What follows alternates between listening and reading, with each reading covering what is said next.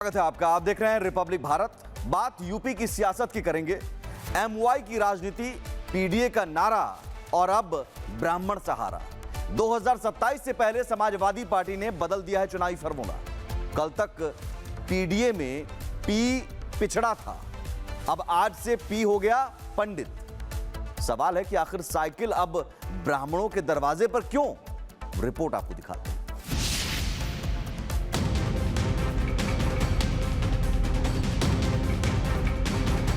PDA में PD पंडित का he should form है। उत्तर प्रदेश को फिर से बदनाम करने की कुत्सित चेष्टा का हिस्सा है।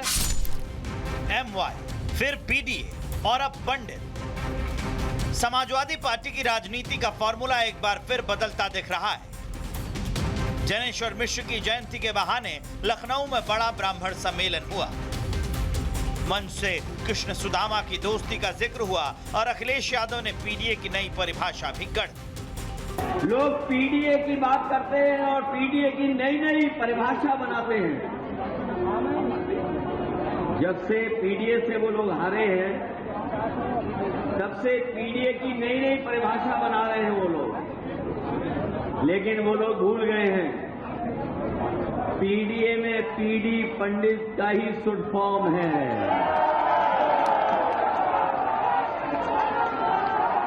जो लोग पीडीए की परिभाषा समय समय पर दूसरी बनाते हैं, वो जान लें कि पीडीए में पीडी जो है वो पंडित का शॉर्ट फॉर्म है। यानी जो पीडीए अब तक पिछड़े, दलित और अल्पसंख्यकों की राजनीतिक अवधारणा माना जा रहा था, उसे अब ब्राह्मणों से जोड़ने की कोशिश हो रही है।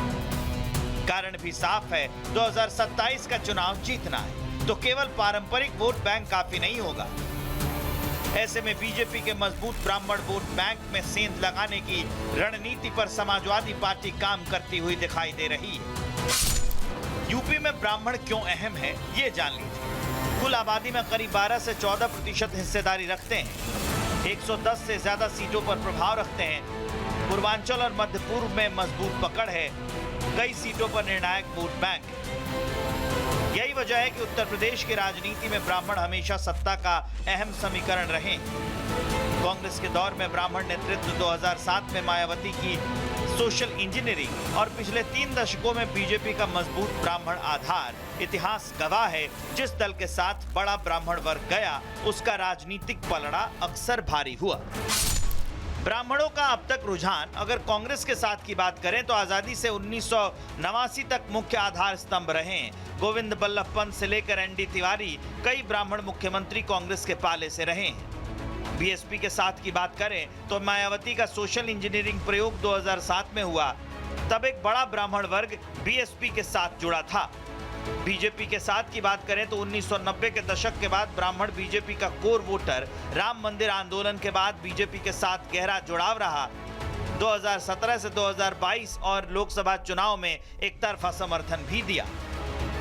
यानी साइकिल अब उसी वोट बैंक की तरफ बढ़ रही है जिसे अब तक बीजेपी का सबसे भरोसेमंद सामाजिक आधार माना जाता रहा है।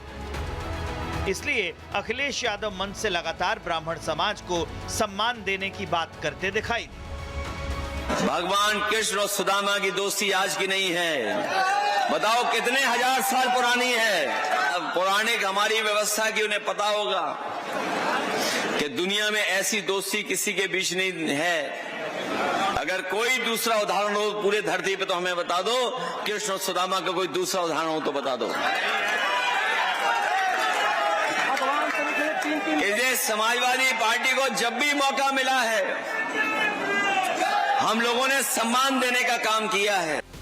अखिलेश यादव सनातन का झंडा थामने की जुगत में लगे हुए हैं। अखिलेश संसद से लेकर सड़क तक सनातनी राग अलाप रहे हैं, लेकिन अखिलेश का ये दांव उल्टा पड़ गया। अखिलेश एक ब्राह्मण चेहरे को सामने रखते हुए यूपी के ब्राह्मणों के बीच पैठ बना पाते, लेकिन उससे पहले ही जो स्वांग रचा गया, उसने पूरी रणनीति की पोल पट्टी खोलकर रख दी और इस फेक सनातनी साइकिल की हवा निकाली CM Yogi Adityanath.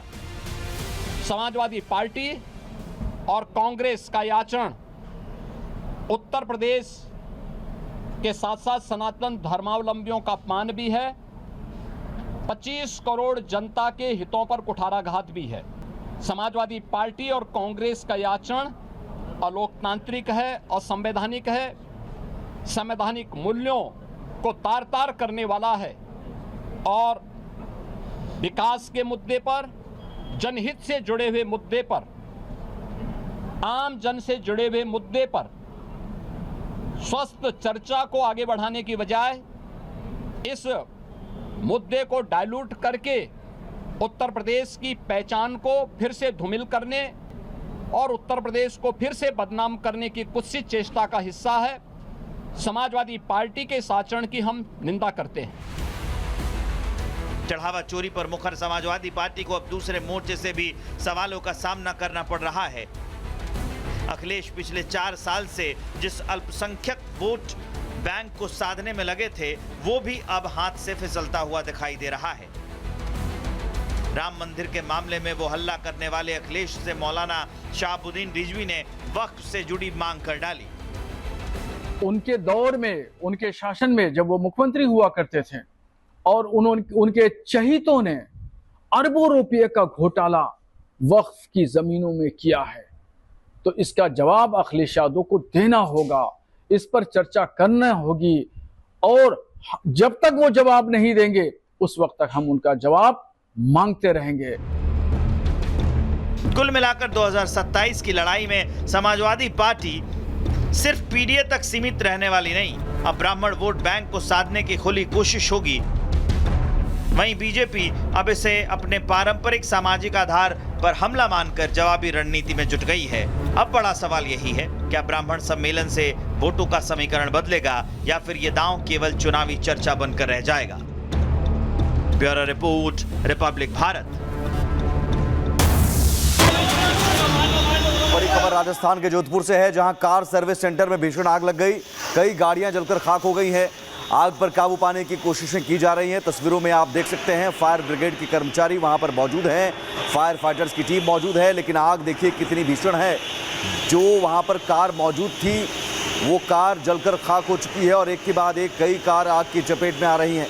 Car service centre में खड़ी कई गाड़ियां आग की चपेट में आ गई और धू धू कर जल उठी।